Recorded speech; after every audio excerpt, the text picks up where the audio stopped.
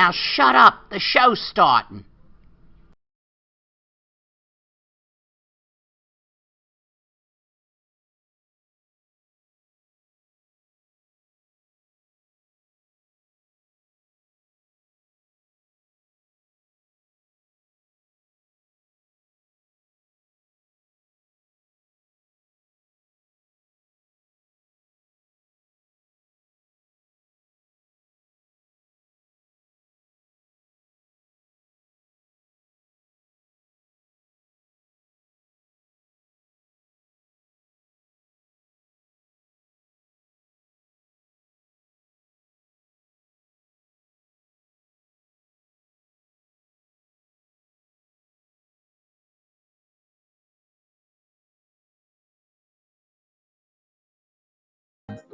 Whoa, thank you, Esther.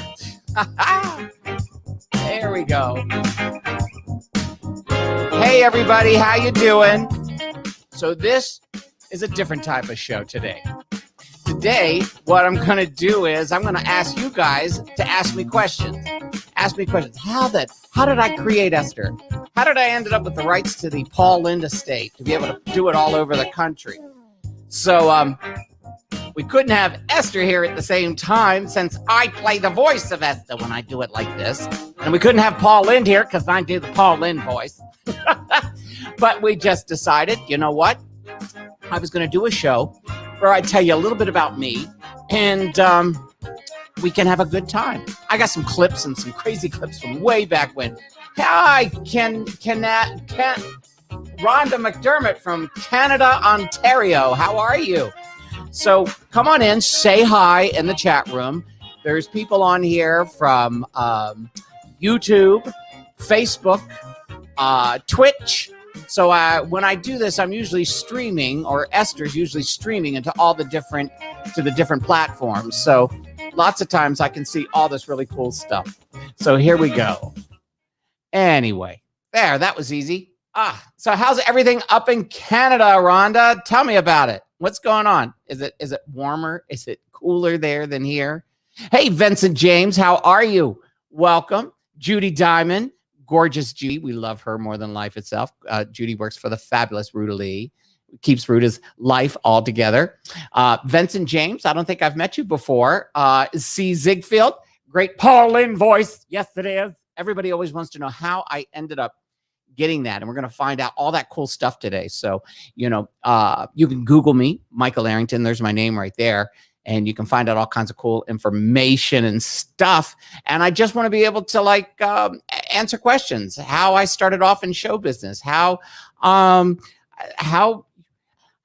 can get into show business if you wish agony and craziness on yourself. But anyway, let's see. Let's look over here. Judy's there. Vincent. So, Vincent, tell me how I know you. C. Ziegfeld, you're coming in from, I don't know where you're coming in from. Sometimes it tells me where people are coming in from. So he's either coming in, I think he's coming in from Esther's Facebook page, I believe, or Esther's YouTube page. I can't remember. Oh, it's on Esther's YouTube page. So, yeah. So Ontario finally opened up. Michigan. You're from Michigan. Ziegfeld's in Michigan. So Ontario finally opened up to stage 3. Hey, Kathy Leander, how are you? Welcome to the show. Today, you get to see what I look like when I don't wear the makeup, when I don't look like her, and I don't have the Paul Lynde wig on right here to look like him. And I'll tell you a little bit about this new wig that I'm putting together right now, which is really cool. And then let's see over here. Hold on. Yeah, there's somebody did that picture. Hey, Jeffrey Sutton from Dallas, Texas. How are you? So yeah, it was just one of those shows. I don't have alcohol yet because it's still 2:00. Even though it's Friday, I could celebrate if I wanted to. But anyway, I was going to have a friend of mine interview me since I couldn't interview myself. So I thought, okay, what the hell?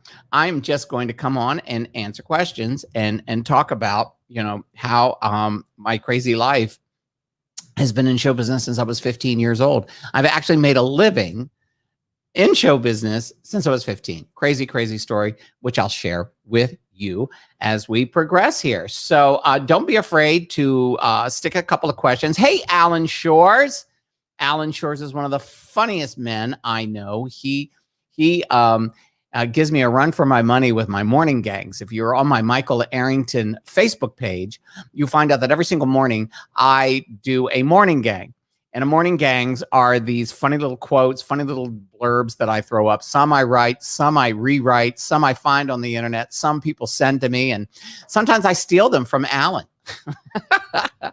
I don't steal them. We actually, Alan and I rotate back and forth. Like he'll put something up that I put up a year ago, and then I'll put something up that he put up a year ago. It's pretty cool.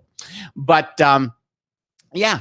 So so much happening in the world. I mean, gosh, we can talk about so many cool things. Hey, Joe R. Oh my God, live show. I love you. Well, tell me more about you, Joe R. I'm trying to figure that out.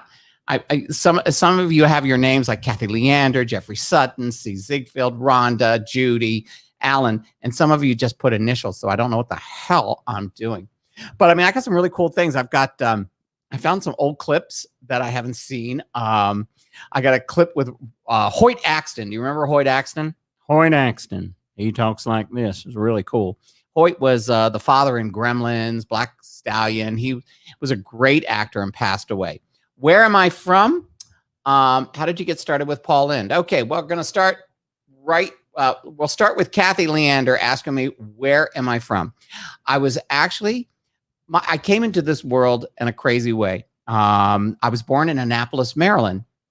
And a story about my crazy life is back when I was born in 1957, what happened was my mother had an affair. She was married to a man, Harold Arrington, but my mother had an affair and she got pregnant through that affair, and that affair was me. And I found out all this stuff later on because I was an orphan at 6.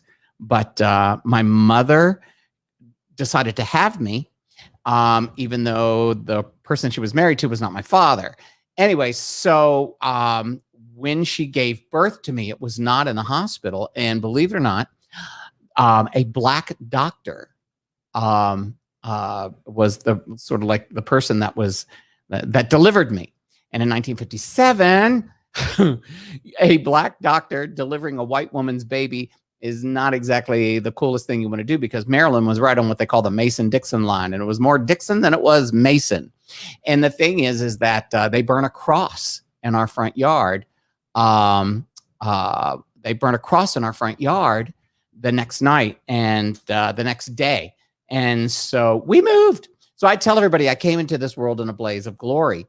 And, was I always drawn to show business? Well, what happened was when I lost my mom and family when I was 6. I went to live with my grandmother in Virginia. So I left Annapolis to Virginia Beach, Virginia. And we were very poor, so poor. I mean, it was pretty bad. I went to 22 different schools before I graduated high school. 22 different schools. And so what happens, Kathy, is that when you have to go to 22 different schools and you're this kid who's a little bit crazy, a little bit artsy, as they say, creative type at the time. They didn't say gay or what LGBTQ back then. I learned to do comedy, and I found out that I was funny, that I could do people's voices. And I could do all these different stars that were on television at the time, like Jim Neighbors, Golly Sergeant. And I could do like, the guy, what was his name? He sold stuff on Green Acres. Mr. Haney from Green Acres. Yes, sir, Mrs. Douglas. I could do Joan Rivers. Oh, can we talk? And I would do Katharine Hepburn and, Golly Sergeant. I could do Jim Neighbors. It was just, I had this ability to do voices. And so that kept me from getting beat up all the time. Totally kept me being beat up all the time. And so hey, Carla Casimiro, welcome on board. Give me a few minutes when I look over here. Tom and Arma. It was a first birthday. I found out that comedy was a cool thing. And I always dreamed that one day I was going to be on television. I always dreamed that one day I was going to go to Hollywood. And, you know, they all thought that I was crazy. And my grandma, you know, she was not the nicest person in the world. She was very abusive to me. And I think she was bitter because she lost her daughter and she lost all three of her daughters. And having me, this grandson who was born out of wedlock, there was, how should you say it? There was a lot of animosity there, you know, with her. And so I would get abuse from that at home. And then I would try to save my ass by not getting beat up every time we moved, because we would always rent a new house. We'd rent a house, the lease would be up. We couldn't afford it. We'd move to another house. It was just a crazy upbringing. But I found out that being funny would keep me from getting beat up. So getting involved, and we're going to get to how I got Paul Lynde in a minute, because I could do Paul Lynde back there. Because remember, in the 60s and 70s, Paul Lynde was like one of the biggest stars on television, and he was Uncle Arthur. He was he was Harry McAfee, and then he had all these. He was guest starring on so many different shows. Paul Lynde was one of the first people on the cover of People magazine. I wish I'd have brought that. I actually have the Paul Lynde article. So anyway, I just had this ability to do voices, and my whole life changed when I was 15 years old. I was in Virginia Beach, Virginia. I was in the 10th grade. And there was a radio station in Norfolk, Virginia, because Norfolk, Virginia Beach, they're right together. And there was a radio station that came on, and they had an advertisement for this company from Nashville. It was Versatility Productions is looking for the next big singer. If you think you've got what it takes to be the next big singer in Nashville, give us a call. Well, I didn't think I could sing. So what I did was I decided to call them up, and I said, hello. This lady answered. I remember her name was Lynn Archer. She goes, hello, Versatility. And I go, yes, my name is Michael Airington, and I'm not a singer, but I do comedy. She goes, well, honey, we're not looking for comedians. We're looking for singers. And I said, yeah, well, I just thought I would give it a try. She goes, well, you seem like a sweet young man. She goes, I tell you what, give me your name and number, and if something pops up, we'll give you a call back. Swear to God, true story. And what happened was, later that evening, the phone rings. And this was like 1975. The phone rings, and my grandmother answers. She's like, it's for you. I go, what? She goes, it's for you. And so I take the phone, and she goes, hello, Michael. This is Lynn from Versatility. You know, we had all these different people that called today, but you were the only person that was not a singer. And the owner of the company says he has a hunch. His name is Ralph Wright. And could you come down and meet him? Swear to God. So I got my next door neighbor to drive me. I'm in the 10th grade. I didn't even have a learner's permit, who drove me to Norfolk, downtown Norfolk, to Norfolk Scope. And I remember going to the Holiday Inn Crown Plaza. Okay. Crown Plazas were like fon at the time.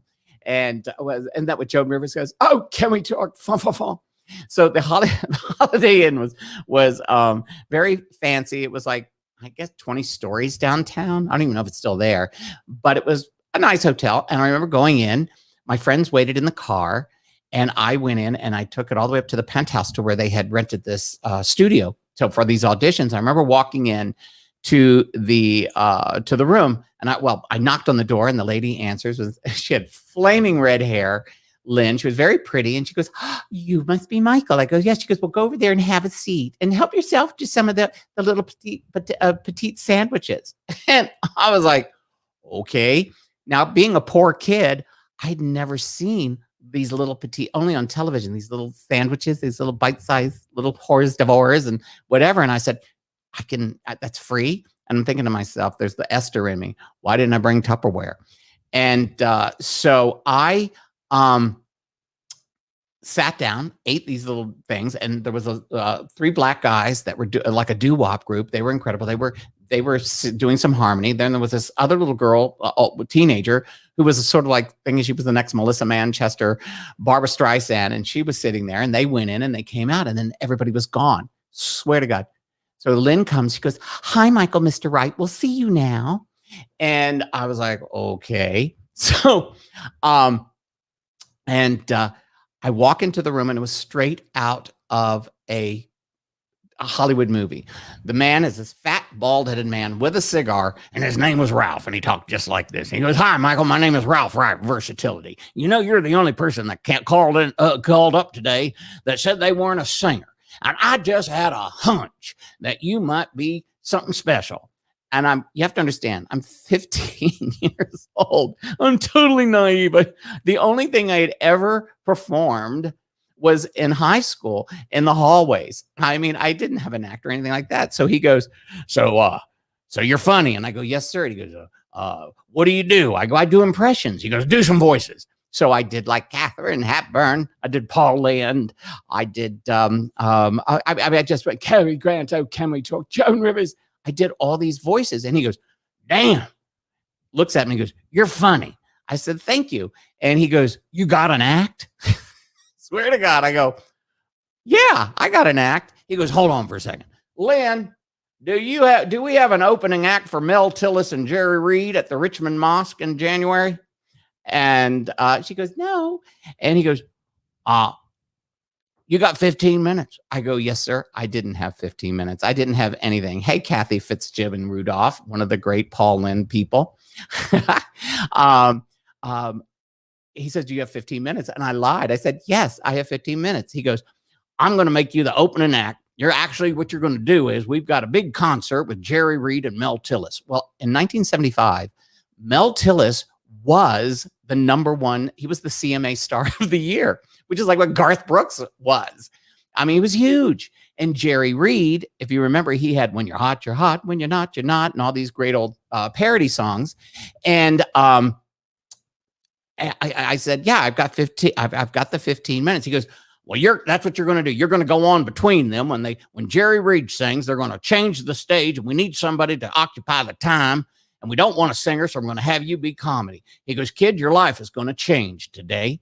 And I was like, it didn't hit me what had happened, that the magnitude of what had happened because I answered this stupid radio ad went to the Norfolk Scope.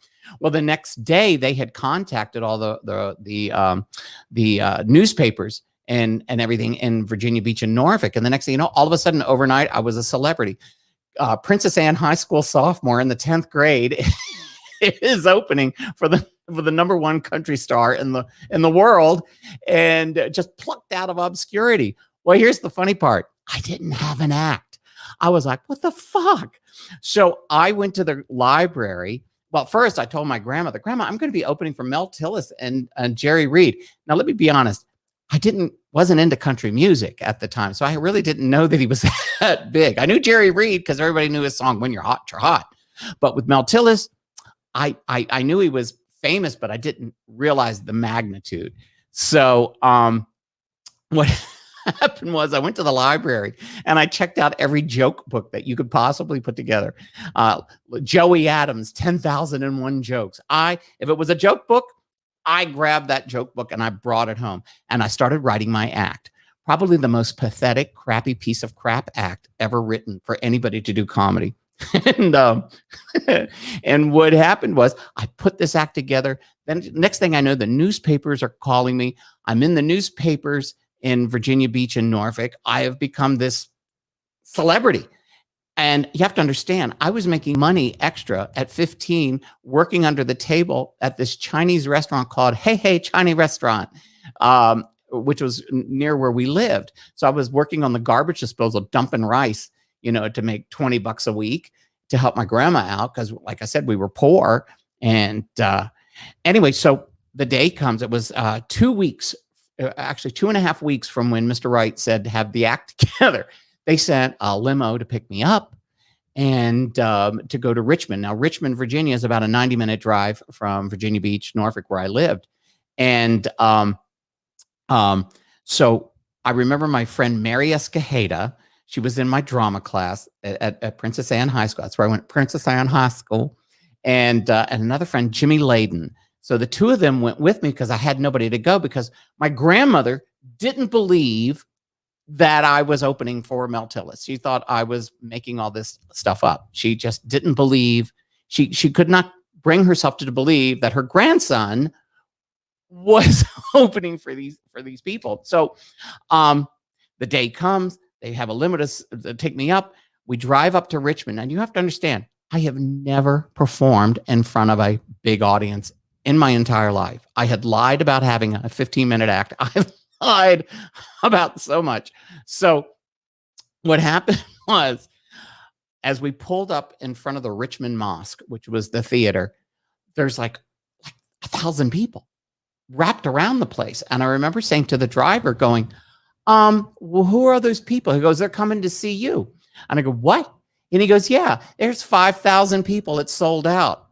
And I go, wait, 5,000 people. He goes, yeah, my instructions are to let your friends off. They're going to go in and be seated, but I'm supposed to take you around back. And I was like, okay. So I go around, they take me to the back of the theater. They're the buses, you know, the buses that the country stars have. We're all there. And so what happened was, I go out into the back, and Lynn greets me at the backstage door, and she goes, hi, Michael, there's the problem. Mr. Wright needs to talk to you, okay? So I go in. There's Mr. Wright, Ralph Wright, you know, with his cigar that wasn't lit. He just chewed on it. And there was a man standing next to him. And he goes, hey, Michael, how are you? Come on in here. How many minutes did I tell you to do? I said, you told me to do 15 minutes. He goes, good. I need you to cut it down to 5 minutes. Now, you have to understand, I'd never performed before. I wrote an act of 15 of the worst jokes you could possibly imagine, 15 minutes of the worst crap you could ever imagine. 15 minutes. I had it memorized, start to finish. And he says, you can only do 5 minutes. Now, I'm sitting there going, what? How the fuck am I going to? Well, I didn't even speak that way at that point. I was such a pure, innocent virgin at the time. So I said, but Mr. Wright, you told me to do 15. Yes, right. Yeah, I told you you were a professional. I said, but Mr. Wright, I put it together in a perfect 15-minute set. He goes, well, we don't have time. There's some issues, technical issues, and we don't need the full time. The stage is going to be able to be switched quickly. We only need 5 minutes. I go, but Mr. Wright, I really want to do the 15. He goes, I only need you to do 5. But I go, but I can't do 5. And he goes, I tell you what, we don't need you. You do the 5 minutes, or we put your little ass in that car and you go back to Virginia Beach, Virginia, and you go live your life. He goes, but if you can't do it, that's the way it is. And I stood there and I just thought, now, meanwhile, there was a man next to him who I had no idea who the hell he was. And I just looked at him and said, okay, I'll do 5 minutes. So to this day, I still don't know what happened. They just told me that Jerry Reed comes off. As soon as Jerry Reed goes off, they're going to introduce me as Michael Airington, a new comedy talent from Norfolk, Virginia. Then what happens? You'll do your 5 minutes, and when you're done, you're going to introduce Mel Tillis, and you're going to bring country music CMA Star of the Year on Mel Tillis, and you're going to get off. I'm like, okay, perfect. So I remember just scared shitless, and at this, and I was wearing. I actually have a picture. I have to put it up, a picture from that day. And I'm wearing a denim leisure suit with an Apache tie. It was so tacky. And, but I still remember them going, ladies and gentlemen, please welcome the new comedy talent from the great state of Virginia, a local. Please welcome Michael Airington. Now, if you've ever been a performer and you're in a giant Coliseum theater like that, when not one spotlight, but 3 spotlights hit you, you can't see shit. You can't. And you're on the stage, and it's like 3 gigantic, lights hitting you. I just remember walking out and people started laughing. I don't know if they were laughing at my outfit, but I started talking. I just didn't know what I was doing. It was like something took over. Well, I started telling these jokes that were random. And at the same time, I hear, psst, psst. And I go, hold on, what? They go, psst, you have to do 5 more minutes. I go, what? I have to do 5 more minutes? And I'm talking like this, and there's a 5,000 people in front. And I go, hey, they want me to do 5 more minutes. You want me to do 5 more minutes? And they screamed and yelled. So I said, okay. So I do 5 more minutes. I hear, psst, psst. And I look at the audience. I'm like, hold on, what? And they go, you need to do 5 more minutes. There's a problem. Oh, there's a problem, ladies and gentlemen. They want me to do 5 more minutes. Okay, I guess I'll keep you entertained. Next thing you know, guess what? Psst, what? 5 more minutes. I actually had to do 15 minutes. But what I did on stage, I have no idea. It was basically ad-libbed in what few of these terrible jokes I was able to put out there. But the funny part was, you know, to this day, I think it's because I was a kid. So they felt sorry for me and the outfit that I was wearing. But all of a sudden I hear, psst, what? And they go, get off, bring Mel on, your time's up. So I remember going, ladies and gentlemen, please welcome the CMA Star of the Year, Mel Tillis. And he came from that direction. and as he walked out, he took my hand, and I realized he was the man standing next to Mr. Wright when the whole thing went down about the 15 minutes and the 5 minutes. And he grabs my hand and he goes, you're funny. I want to talk to her. And I didn't realize that he stuttered.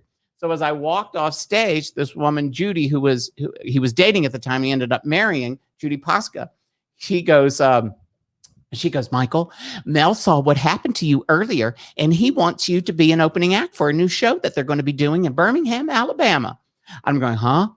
And what happened was, when we finished the show that night, Mel invited me to dinner and my friends. And it was like, he says, listen, he goes, you're a funny, funny young man. He goes, I want you to improve your act, which I don't remember what the fuck I did. And he goes, but I'm opening a new theater in Birmingham, Alabama called the Morris House. It's a big, huge supper club. And he goes, we're going to be there. And it was like April. It was like 2 months away. And I go, okay. And he goes, I'm going to pay you. We'll fly you to Birmingham. I'd never been on a plane before. And he goes, we're going to pay you $400 for the shows. Now you have to understand, in 1975, $400 was a lot of money. And for a kid who was working on a garbage disposal, dumping rice, you know, that was a lot of money. I remember going home that evening, because it was only a 90-minute drive. And I told my grandma, Grandma, I'm going to be opening for Mel Tillis, the country star. And she was like, what? I said, Grandma, I'm going to be opening for Mel Tillis like I did there, but he wants me to open a nightclub with him in Birmingham, Alabama. And she goes, yeah, you're so full of shit, Michael. I go, Grandma, I am. She didn't believe me until the plane ticket arrived. And Mel Tillis called and talked to her and said, you know, your grandson is very funny. He's going to be opening for me. Still, she refused to believe that I was doing it. It was like she had this mental block. Do I remember any of the jokes? I don't remember any of the jokes. It was, if you get the Joey Adams 10,001 joke books, you will see. But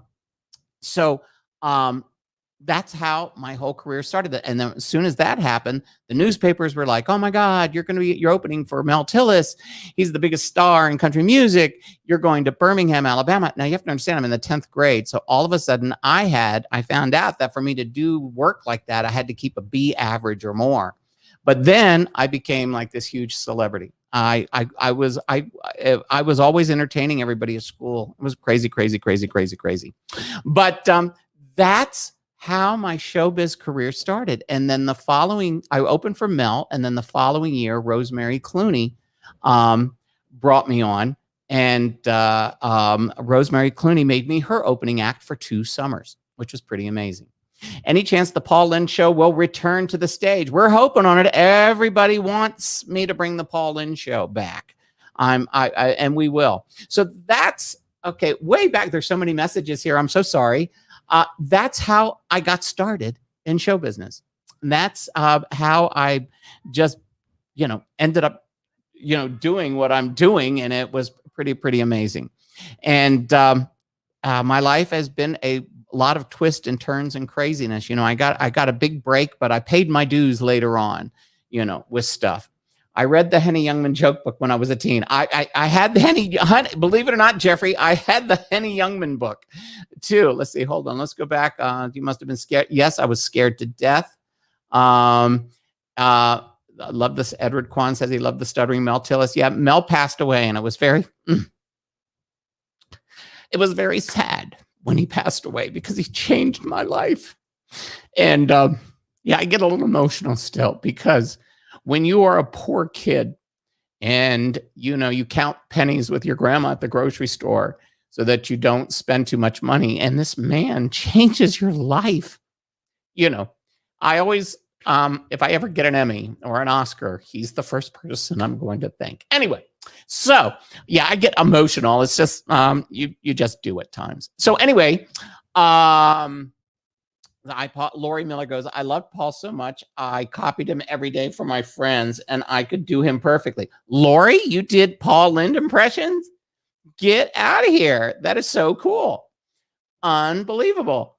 Well, you know what? A woman doing Paul Lynde, you must have been sounding like Alice Ghostley, who was a woman I got to meet, You remember? Okay, everybody knows Paul Lynde talked like this.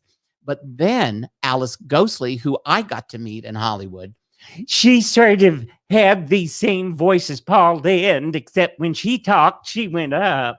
Remember her? When she was on Designing Women. Oh my goodness, that's how she talked, and she had more. You know who I keep thinking is Alice Ghostley is that senator from Maine. I always call her like the Dodie Goodman, Alice Ghostley. You know what I mean? Oh, so funny, so freaking funny. So, I was doing school.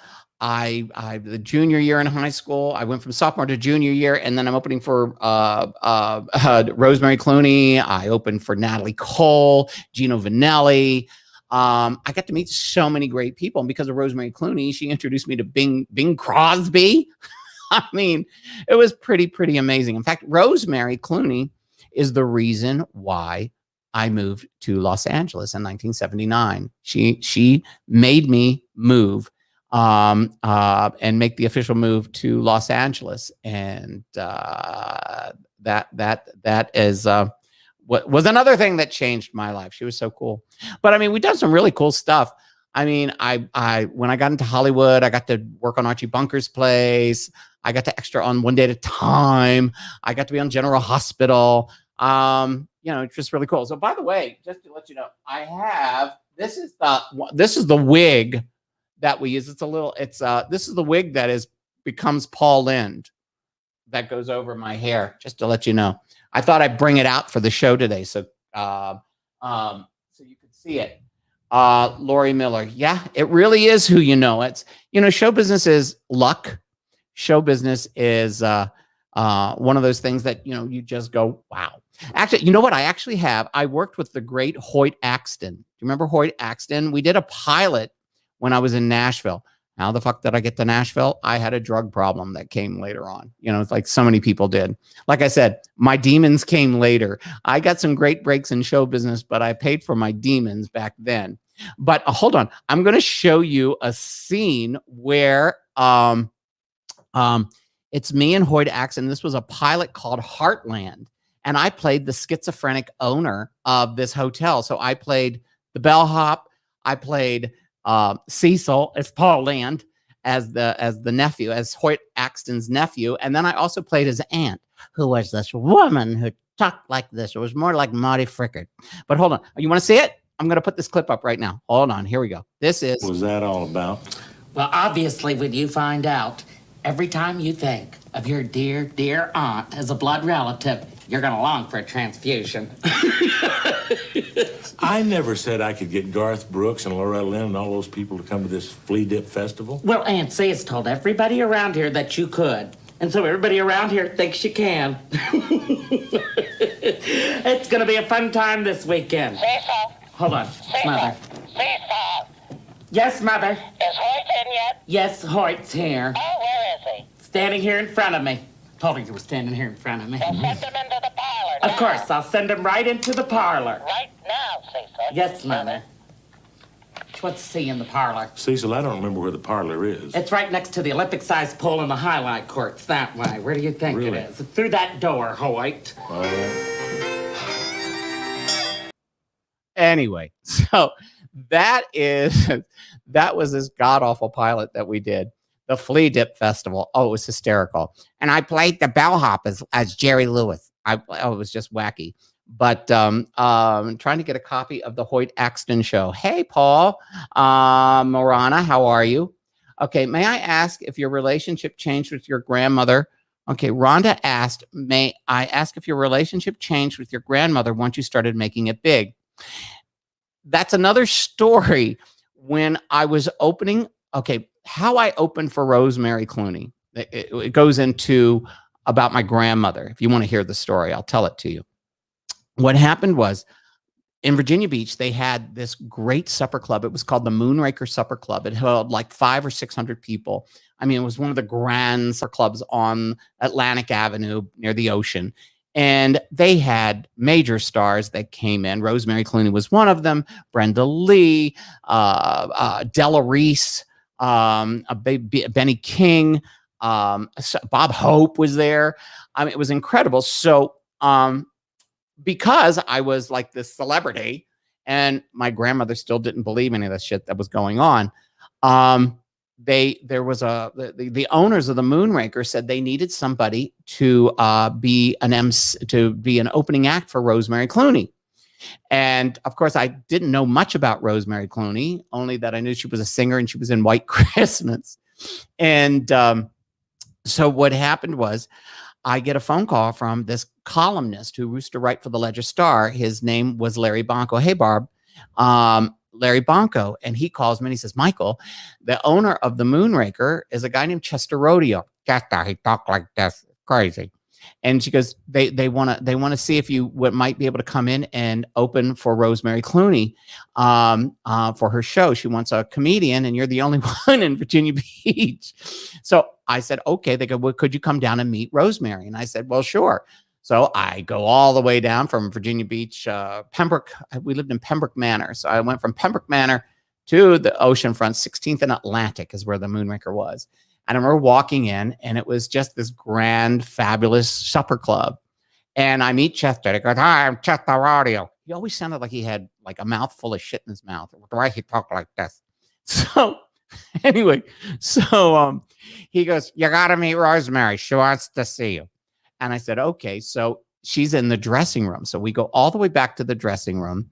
And my first meeting with Rosemary Clooney is she's laying on a chaise lounge with towels covered in ice because she had gotten sunburned. She came in 2 days before the show and she was sunburnt and was covered in ice. And I just remember her going, hi, kid. I go, hi. She goes, I'm Rosie. Call me Rosie. I said, okay. She goes, I hear you're funny. You've been making a lot of noise here in town. I said, yeah, I have. And she goes, well, listen, let's try you out tonight. She goes, if it works, you'll work with me for the next couple of weeks. And I went, cool. So I went home. Oh, by the way, by that time, I'd actually started creating an act where I actually had a beginning, a middle, and an end, you know. But actually, one of the people that was really cool that I had worked with, that I come to work with later on, was Jackie Vernon, who actually helped me perfect my act. But anyway, so that night, I go back home and I tell my Grandma, I'm opening for Rosemary Clooney. She goes, sure. She still didn't believe me. And I remember coming out. She had a 13-piece orchestra. It was the Pat Curtis Orchestra that played at the Moonraker. And I remember them playing, the dinner music for the people at the supper club. And then all of a sudden I remember Pat Curtis going, ladies and gentlemen, please welcome comedian Michael Airington. And I came out and I did my 20 minutes. Yes, I had a 20-minute act. I did my 20 minutes with all the voices. I realized I had this natural ability to talk to the audience and have fun with the audience, and which goes back from not being beat up at school. And I remember finishing my act, and I go, and I take my applause, and I go, ladies and gentlemen, please welcome the incredible Miss Rosemary Clooney. And I turned around. She comes walking out and she grabs my hand and she gives me a kiss on the cheek and she says, "You're hired, kid." And she walked on. I walked on off and I was like, whoa, that's how that happened with Rosemary. And then what happened was, because I was working with her, I ended up staying for the summer with the club, and I opened for Jackie Vernon, Brenda Lee, Della Reese, the Platters. I mean, it just went on and on and on. Some of the cool people that came in. Not Sid Charisse. Who was married to Sid Charisse? Tony Martin. And just people at that time, they were like, they were still doing the supper club stuff. But I remember Jackie Vernon. If you remember Jackie Vernon, he was Frosty the Snowman. And Jackie Vernon, he would go, "Here we are going to the Holland Tunnel. Here we are coming out of the Holland Tunnel." He was a very funny comedian, deadpan. And he was the gentleman to be taken under the wing by this incredible comedian who came from the Catskills. And he was like, kid, when your jokes bomb, you can't let the audience see you. And he was the one that taught me that if the joke bombs, make a joke about it and just keep going. Because when I would tell a joke that was still raw, I would tell a joke, and if it didn't go over, I was like, oh. And let me tell you, as a comedian, if a joke bombs and you show fear, the audience is like a bunch of fucking sharks. They'll come after you, boom, and they go for blood. So anyway, that's how I learned more and more from the different comedians and stuff. So that's pretty cool. So yeah, then Ray Stevens hired me when I was in Nashville. There's a whole story about how let me go back here and see. Let's see. I just told Rusty you mentioned Mary. Did Mary pass away? You were saying that I brought up Mary, Naked and Laughing. I don't know who Naked and Laughing is, but hello, Naked and Laughing. Mary Escojedo was such a sweetheart. I just remember having Mexican food all the time when we went to her house. But anyway, so I ended up with a drug. I mean, I could do a 3-hour show on my life, and I've only just told you the teeny tiny itty bitty tip of the iceberg about getting discovered in show business. It was so funny. I had Bruce Valanche and Shelley Goldstein on a few weeks ago as guests. And after we finished interviewing them, the three of us were talking afterwards, because we can do that, when we're hooked up. And it was pretty cool. I started sharing those stories with them. Oh, I'm sad. Oh, she passed. I'm very, very sad to hear that. Because I know that she was working, I think she was working on the toll road. She was a toll taker or something, was the last I spoke to her. Oh, that makes me very sad. She was an incredible part of my life. We were all in the same acting class. Mary Escojedo, God rest you.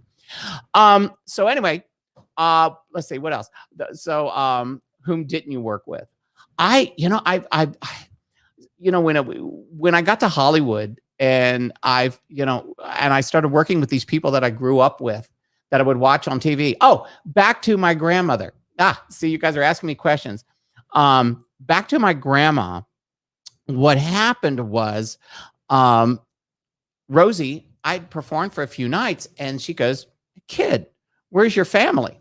And I said, "Well, I lost my mom when I was 6, and my father was not my father. The legal person that my mother was married to was not my father and disowned me. And when my mom died, they left.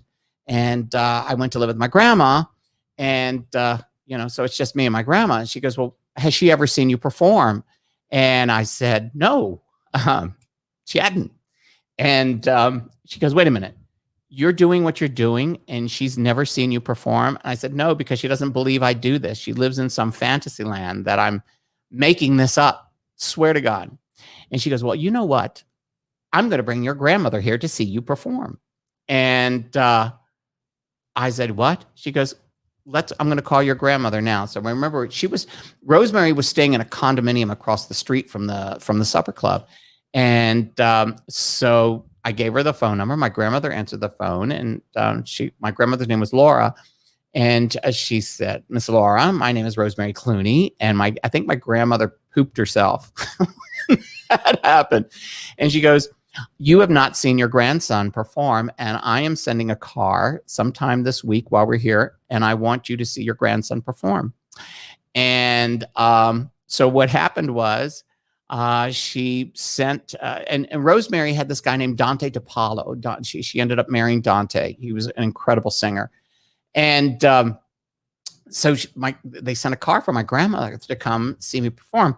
I may get a little emotional here, but so what happened was my grandmother came in and they treated her like a queen and she brought her next door neighbor, Mrs. Del Signori, Mabel Del Signori, Italian.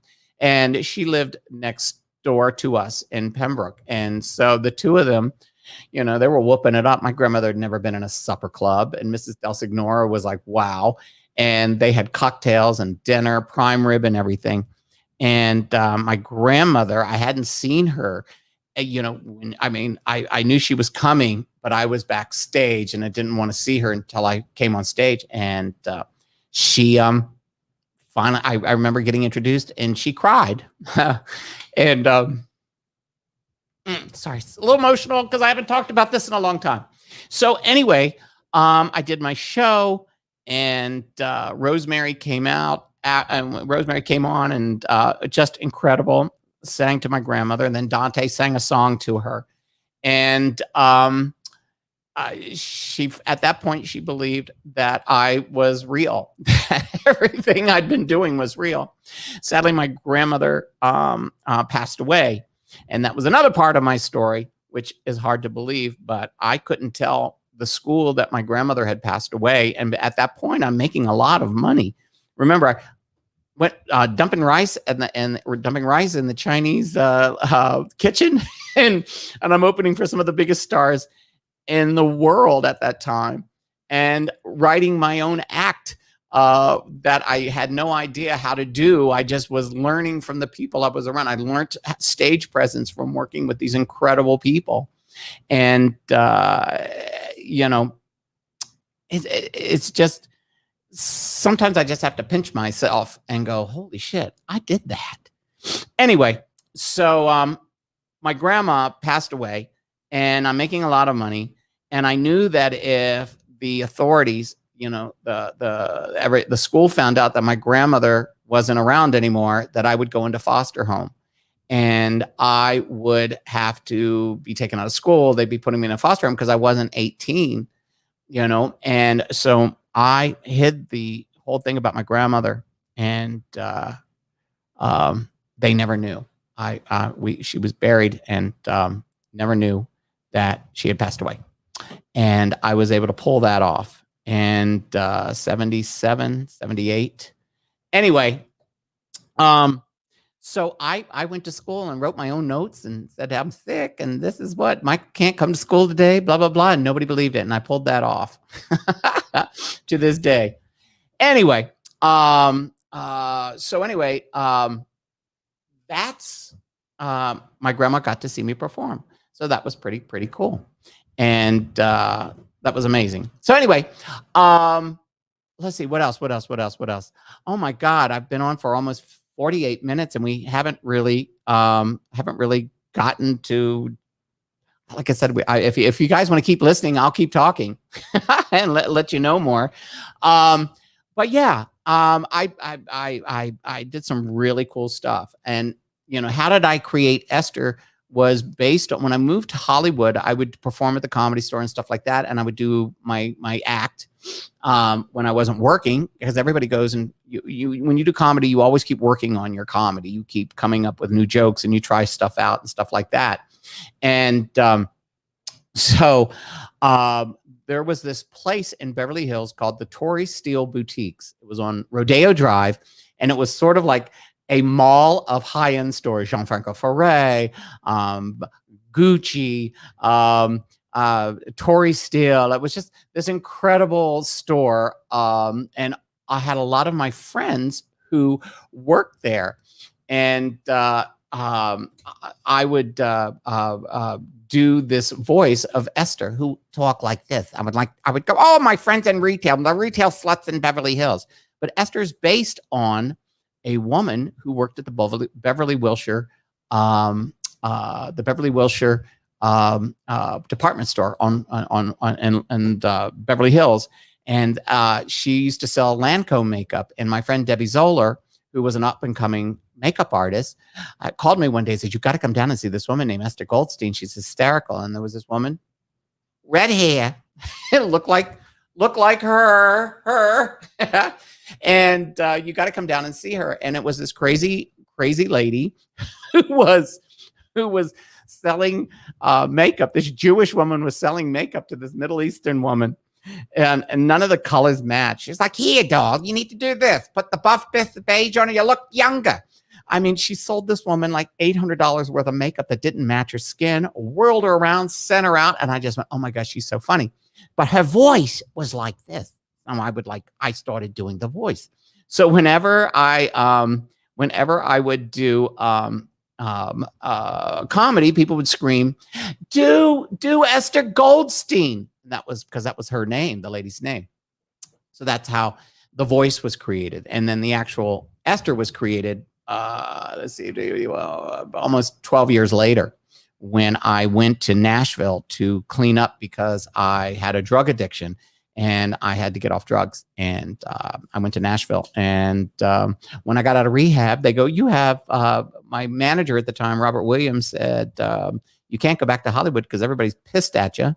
And, but we got to a job on a morning show, and it was Star 106 in Nashville. And Esther was our morning show secretary. She was the voice of our morning show secretary. So I called her Esther Goldberg. I was like, it's 92 degrees in Nashville. Excuse me, Michael. Esther, I'm trying to do the weather. Yeah, they don't want to hear you. They want to hear me. No, Esther, they want to hear the weather.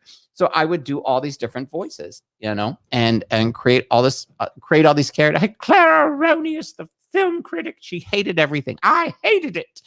And then there was Fat Larry, who lived above the garage that Esther owned, and just all these different characters, sort of like what Rick Dees did in the morning. And so that's where Esther, the voice, was created. And how Esther came to be is another crazy story. You want to see? But while I was in Nashville, I got to do I still got to do movies. I sobered up.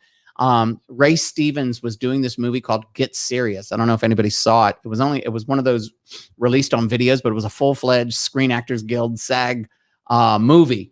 And they brought me in to play the villain in this comedy. And his name was Damien Darth, a takeoff on Darth Vader and Damien from The Omen.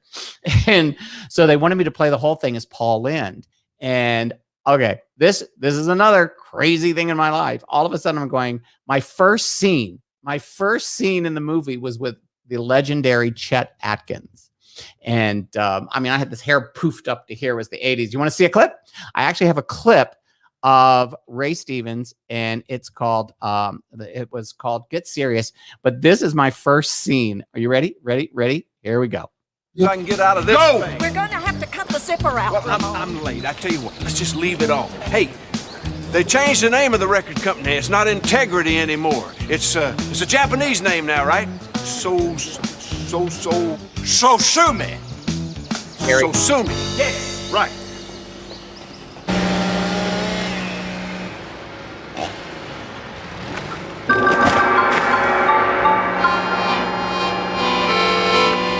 That's wonderful. That's absolutely brilliant. Just picture it. Chet Atkins plays the accordion. Don't you just love it? But I really don't think I want to play the accordion. Trust me, Chet. Can I call you Chet? No. Guitars are passé. This is a great marketing concept. But I really don't want to play the accordion. Listen, I put the T in trust. Now trust me. Anyway, so that scene was one of the scariest scenes in the movie because that's Chet Atkins, legendary guitar player. Incredible. And he's carrying around this 200-pound accordion. In the script, I'm supposed to, as you saw, push him. And I remember the director saying, Michael, you're not pushing him. And so we would do it. We would do the scene. And there was just something about pushing a legend holding a 300-pound accordion. And anyway, so finally Chet goes, just push me as hard as you can. And there would be somebody there to catch him in case he fell over. And so we finally got the scene because it was all in one take. believe it or not. And then there's another scene after that where I meet Ray Stevens for the first time. And, and at the same time I did this, I did I was doing the Heartland TV series pilot with Hoyt Axton. And to this day, it's just one of the things that makes me sad is Hoyt and I got along so well that we were going to do a movie called Buddies. It was going to be Burt Reynolds. I think, what's her name? Oh my God. Country singer, Reba McEntire. It's going to be Reba McEntire, Burt Reynolds, and Mel and Hoyt Axton, and a whole slew of people from Nashville. And it was going to be produced by this producer and a music producer in Nashville named Buddy Killen. And it was an incredibly funny film. And I was playing a gay detective from West Hollywood who gets sent to Nashville, and I have to be teamed up with Hoyt Axton. and it was an incredibly funny script. And sadly, Hoyt passed away. He had a heart attack and died. So we never got to make the movie. And to this day, it's one of those things. It's like superstardom has always been just a step away. I try to explain to people that are in show business that, there's so many of us that make a living. We just churn out a living. We may not be millionaires, but we're able to survive and put food on the table. And we get to be creative every single day of our lives. And I'm one of those people. I've made a lot of money. I've lost a lot of money. I made a lot of money. I lost a lot of money. But, it's just one of those things that, I have this show. Let's see. It's part of my book, by the way. Let me see. I'll see if I can bring it up. This is my book and my new one-man show that I'm writing. It's called My Deliriously Fabulous Life, or How Not to Become an Overnight Success in Showbiz. Isn't that cool? So we're working on that, but hold on. Let me let me see if I can find this file real quickly. Let me see if I can find it. Hold on. I think, hold on. I think,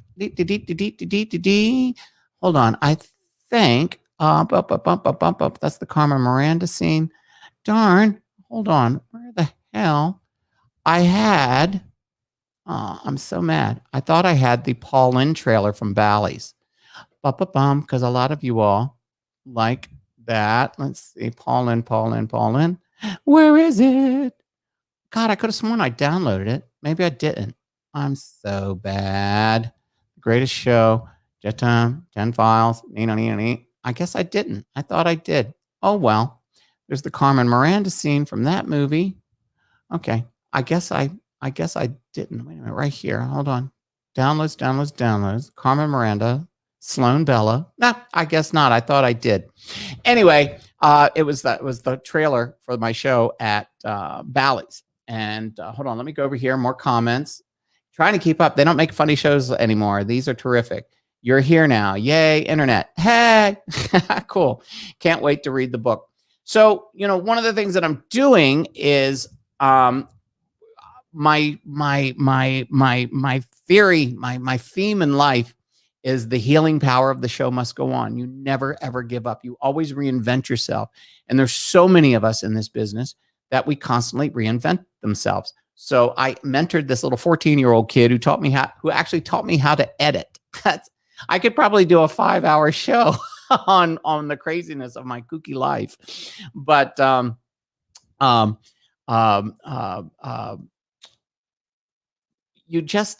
so many people give up their dream, and you can never do that. I mean, how many people in show business retire? Seriously, how many retire? I mean, Clint Eastwood is 80 something now. Barry Humphries, who does Dame Edna, just came out of retirement. He's freaking 85 years old, and he comes out of retirement. I mean, he really didn't retire. And just funny. We just don't retire. I want to be like Cary Grant. I want to be able to have a heart attack and die on stage. That's just the way it is, but so many people do that. So part of my new show is going over, never giving up, the healing power of the show must go on. And that's what I want to do. But I mean, I've done some crazy stuff. I actually have a clip from a movie called Hollywood Je T'aime that I did here in Hollywood a few years back. And Kenny Everett was a was a British Gab. Toadie Fields. God bless Toadie Fields. She was amazing. Let's see. Ever work with Rita Moreno? Another wonderful person. I've met Rita Moreno, but I didn't get to work with her. That would have been pretty cool. I think one of the coolest things ever was working on Archie Bunker's place. And I played a bellhop in this big scene with Archie Bunker and Martin Balsam are in a hotel room. And Martin Balsam had picked up a woman who robbed them and tied him to the bed. And Archie comes in and they'd ordered champagne. And I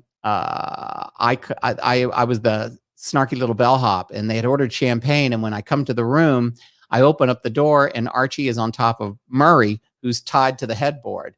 Very funny scene. But it's one of those things like you just go, I'm working with Carol O'Connor. This is cool.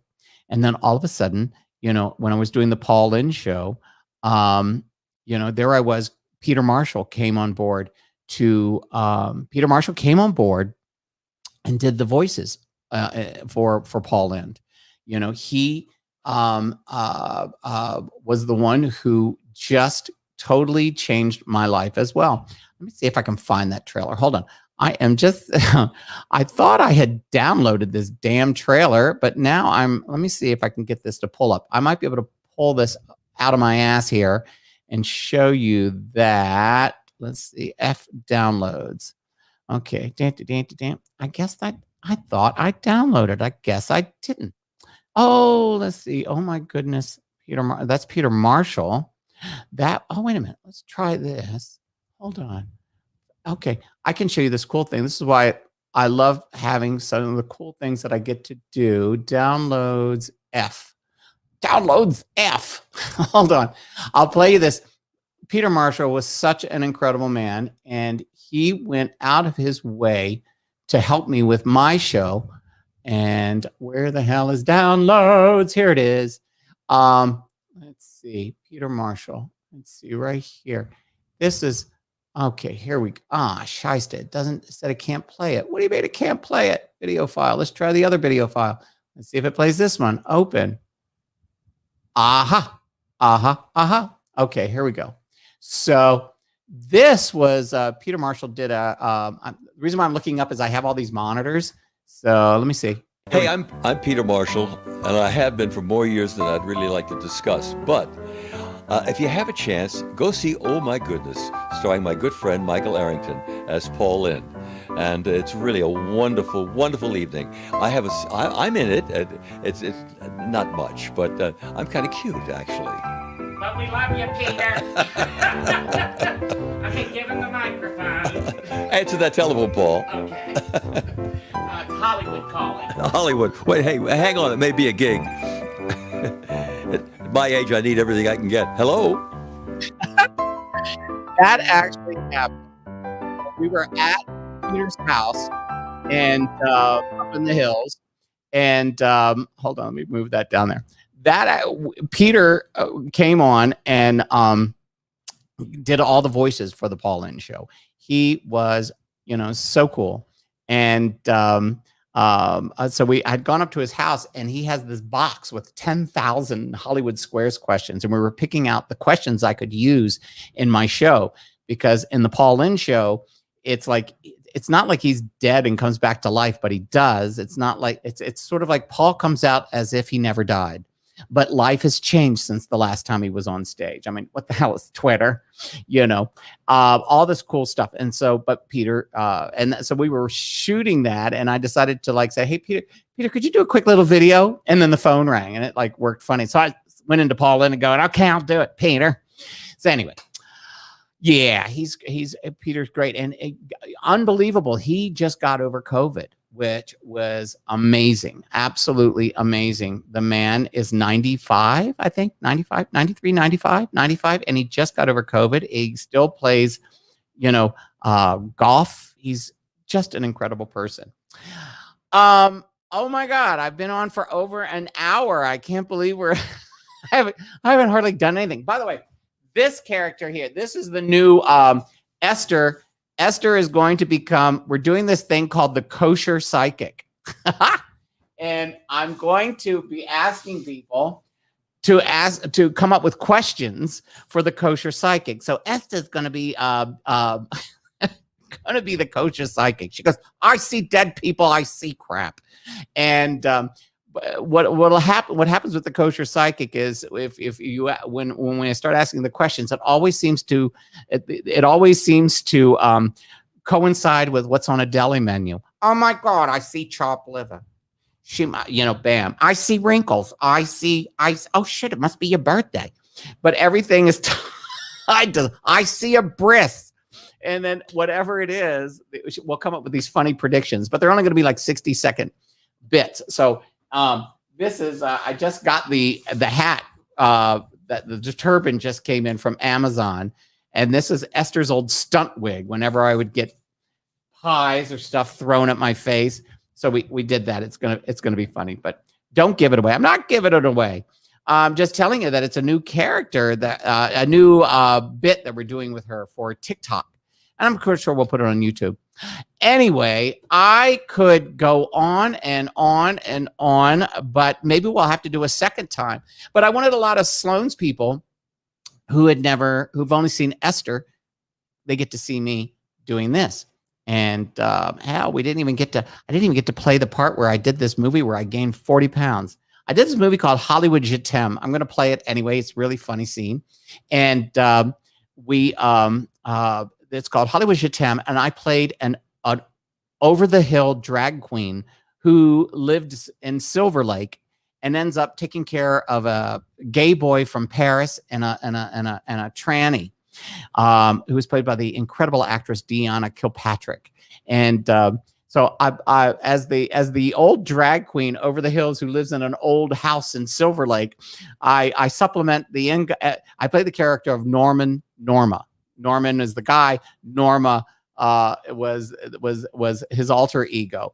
And of course, all my friends laughed, but I did this role because they were going to give it to somebody else, but they said I was too young. And I said, listen, I'll do whatever I can to make the role better. And I gained weight. I put on like 30 pounds. I wanted to look, I would go in every day to the makeup trailer and go, just make me look as crappy as you can.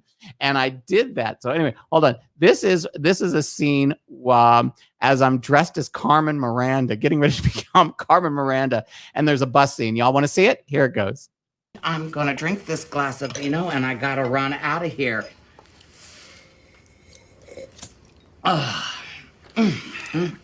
Please, Norma.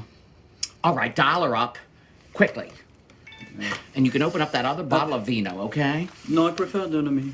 Hey, Jerome, you got the piece of gig. Congratulations. They loved you. They can't wait to work with you. You're Jerome. a working actor. That's so excited. Yeah, I know. That's incredible. ID or social security number. You've only been here a week. This doesn't happen to people. Yeah, I understand. So what's the problem? She said she needs my address, my... Your social or your taxpayer ID. Listen, I got to get to bingo, all right? We'll figure it out on the way over there. You're going to come with me, okay? Okay. Yes. Funny what? I've been waiting over here for 30 minutes. Where's my replacement bus at? Yeah. And the bus fixed yet? This girl's got to go to work. Oh, you know what? Yeah. About that Walter Norris agency, just tell them your situation. Everything's going to be just fine. It really will. Faggots. Good eye. God. But if she say you're not legal, Jerome, it's not like you just stormed over the border from El Salvador or anything. Besides, you can use my address. What? I have an idea. You could use my identity. I'm a lapsed member of SAG.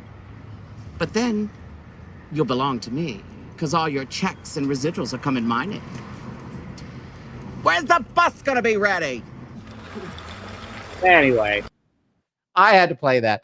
That was like 12, 13 years ago that we shot that. Unbelievable.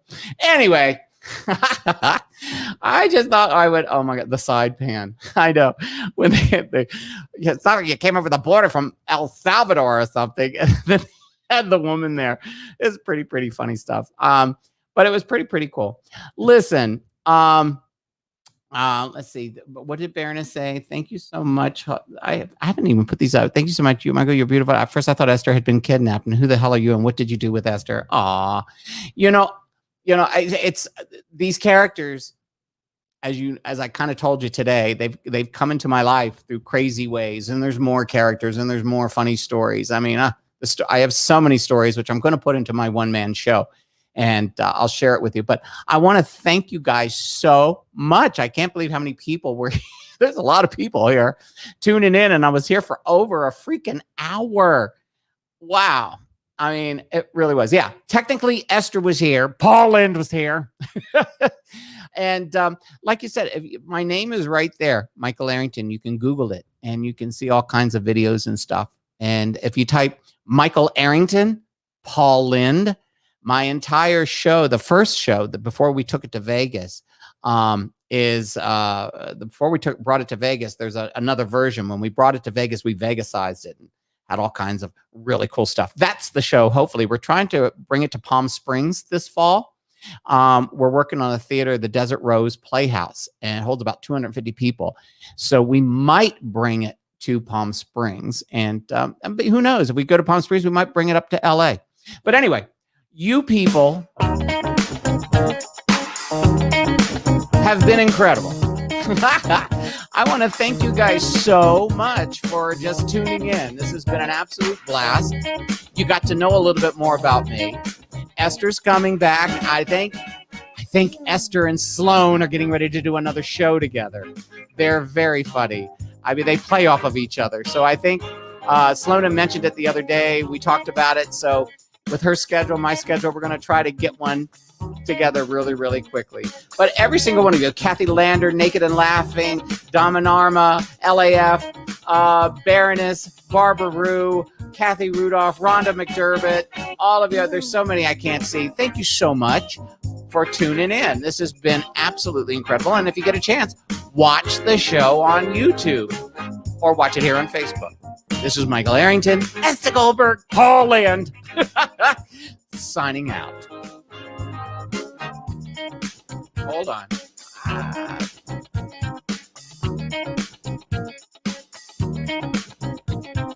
Bet you love those.